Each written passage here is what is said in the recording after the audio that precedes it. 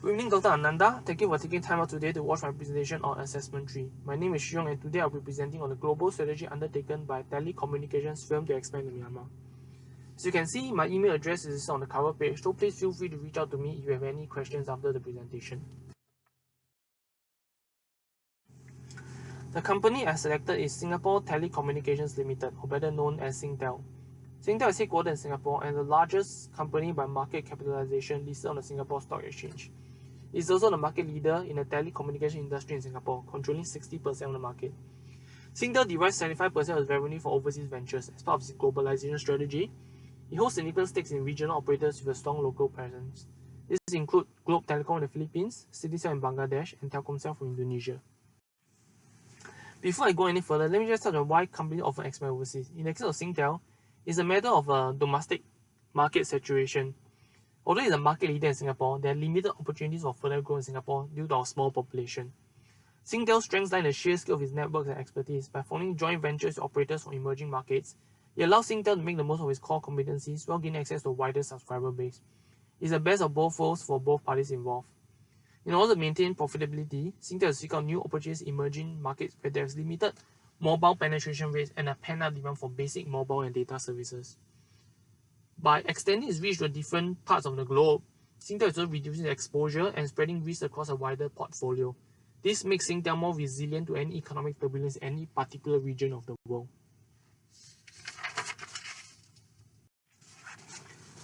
The global business environment plays a fundamental role in shaping business strategy. In the last few decades, there has been a shift towards free trade agreements that resulted in significant economic growth. Business globalization has dramatically improved the quality of life for people across the globe, with a gradual shift towards higher value-added activities, eventually changing how business activities are done.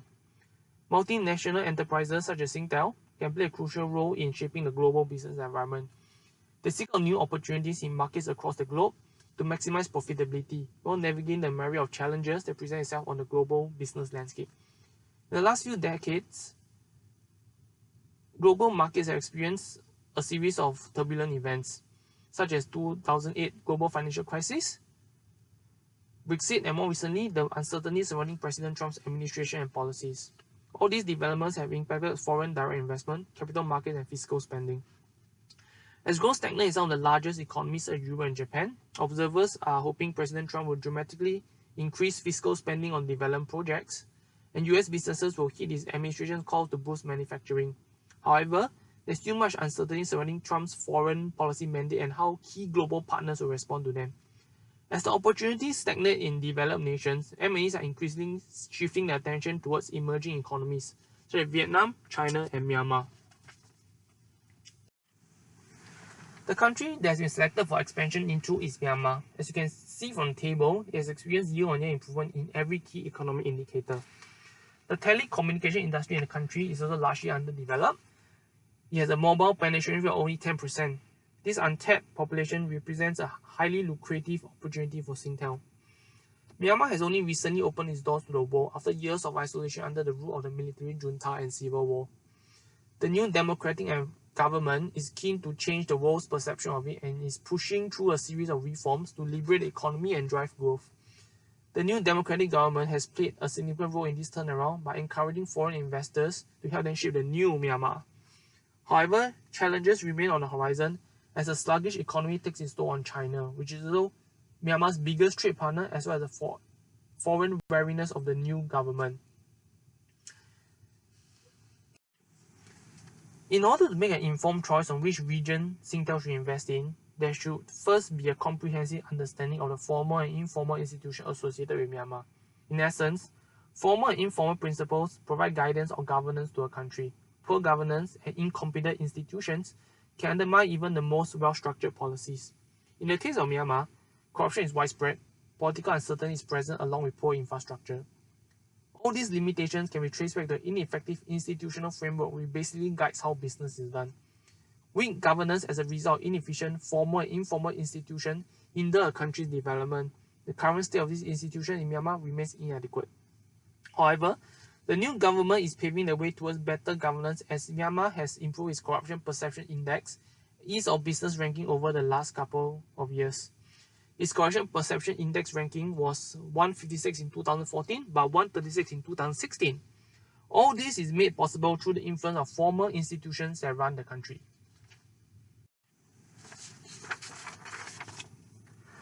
The CSR program is a crucial aspect of market entry in Myanmar. As one of the first foreign conglomerates to set up shop in Mandalay, Singtel, along with its local partners, have laid down a firm foundation towards cultivating confidence and trust in local people, who have an inherent distrust of foreigners due to decades of isolation and propaganda. By implementing a CSR program, Singtel is able to achieve a competitive advantage and enjoy the following benefits. They're able to cultivate brand awareness and loyalty, instill a higher standard of living for people through wealth creation, and enjoy closer ties to the local community and government. There is no one-size-fits-all template for a CSR program, and any successful CSR program should have the following attributes. You should always consult stakeholders about their concerns and desires. Economic development holds the potential to create peace or conflict.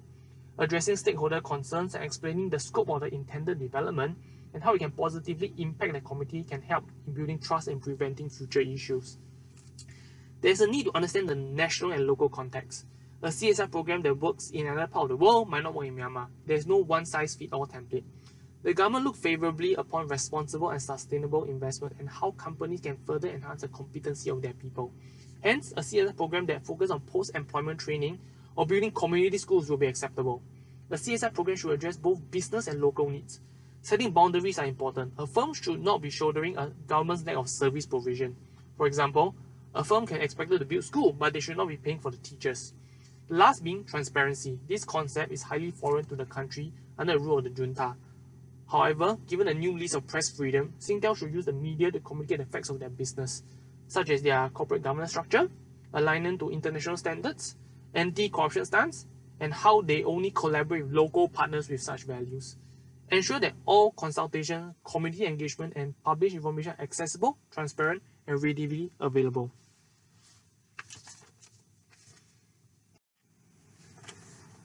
On this slide, I'll be elaborating on Porter's 5 forces and landscape of Myanmar's telecommunication industry.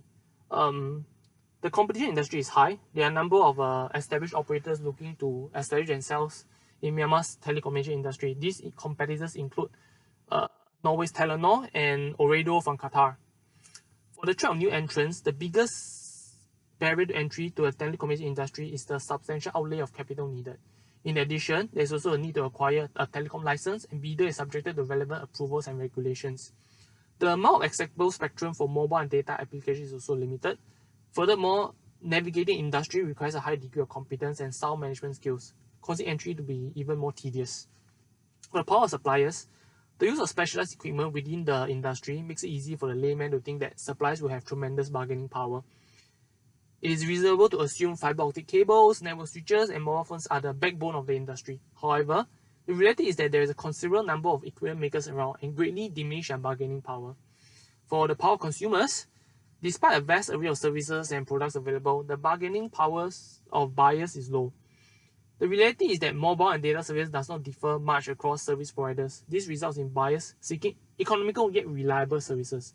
Buyer power will differ across market segments. It can be cost effective for residential clientele to switch service providers, but it's often costly for enterprise customers, more so for those that rely on a customer suite of products and services. In the context of substitutes, substitution threats can come in the form of cable television and satellite operators, but the threat is low. These companies can link their lines right into residential homes, powering high-speed internet and enterprise networking needs. The internet serves as a medium for the voice-over internet protocol technology, allowing users to make calls for free over a network, further taking a chunk of a firm's crucial voice revenues. However, demand for more sophisticated services in Myanmar is not significant yet.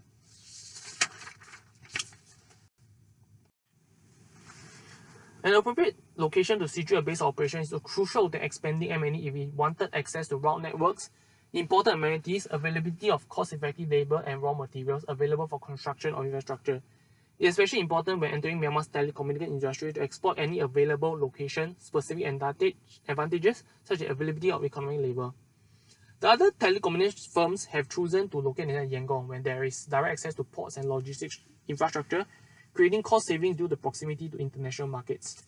Mandalay is the ideal point of entry for Singtel due to the following reasons. Most foreign companies have flown to Yangon. For a sound telecommunication infrastructure to be set up in the country, it is likely to be in operation requires substantial capital output. Setting up in Mandalay is more cost effective.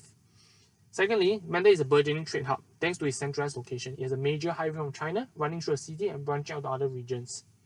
This highway serves as a major trade route. The next being located on the eastern bank of Irrawaddy River, Mandalay is well connected with other major cities such as Yangon and Bagan via a complex network of canals. It serves as a key distribution point for domestic markets. The fourth point being KBZ Group, Singtel's joint venture partner, has strong investment ties to the region. Informal institutions view much influence over how business is done in Myanmar. The strong local presence of KBZ will be useful. Setting up telecommunication infrastructure will likely result in overhaul and enhancement of existing infrastructure. An operation of this magnitude will have massive transforming value and increase quality of life for people of the region. This allows Singtel to adopt a proactive corporate social responsibility strategy and build brand awareness. Setting a sound telecommunications infrastructure can cause substantial impact to the environment. Base transceiver station, transmission lines require huge tracts of land. Hence, due diligence must be done on the disturbance of local fauna and how to minimize it, and initiatives in energy saving and reducing carbon footprint must be employed. In terms of ethical issues, there's been reduction in corruption practices, but the fact is that it's still a widespread problem. Despite the new government's best effort to stamp out corruption, weak enforcement regulations has allowed corruption to thrive. It's important that Singtel set the tone for transparency and accountability. It should tackle both environmental and ethical issues head-on and form close partnerships with the government and international bodies to manage the issue. In terms of Porter's 6 force, apart from the 5 forces in Porter's model, there's also a 6 force known as a complementer that is crucial to any strategic approach. The areas that can be considered complementary to the telecommunications industry include transport engineering services. Availability of complementers can positively impact industry, so this is certainly an area worth exploring.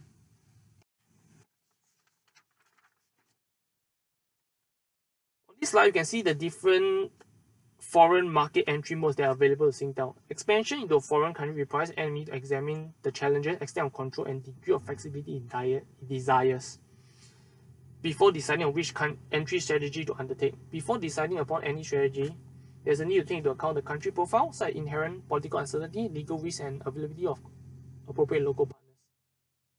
Before considering a partnership, the most crucial aspect to consider is ownership structure. Non-equity modes offer lower risk and a significant degree of flexibility, but also offers little control. An investment to building a network is substantial, so having little control is inadvisable. Hence, non-equity modes are ruled out for Singtel. An entry mode such as a wholly owned subsidiary is not advisable due to the risk associated with the huge amount of capital needed. Hence, a joint venture partnership is recommended for entry in Myanmar with a 50-50 ownership structure. Joint venture is selected as entry mode when a firm prioritizes risk reduction, exerting control, and a strong local presence. From resource-based view, the capabilities of the partner are paramount, and failure to conduct proper risk assessment on the partner can cause a JV to fail due to their incompetence.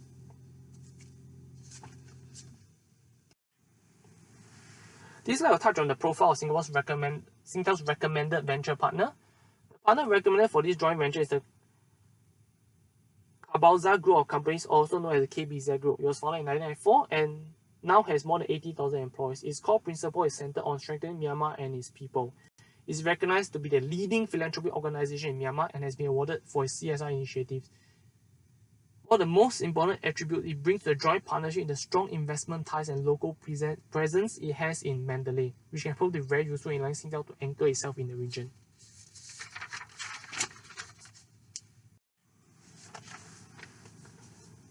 In order to achieve sustained profitability in a new market, the market has to take into consideration whether it is able to serve a compelling value proposition and the positioning of its rivals.